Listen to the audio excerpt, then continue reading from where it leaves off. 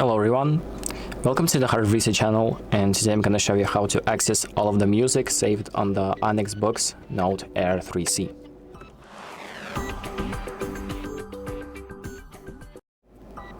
So the first thing that we're going to do is go to the Storage tab, and the Storage tab, you can find that on the left of your screen. So there it is, the Storage tab. Let's press on that.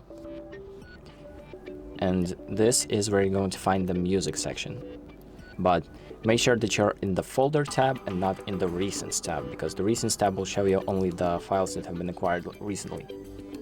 Make sure to go to the storage tab, and this is where you'll find the music section. So press on that, and this is where all of the music files will be that you've saved on your device. So I currently don't have any saved, and well, there's nothing to display. So that's pretty much it. Thank you for watching. I hope this video helps you, and make sure to like and subscribe.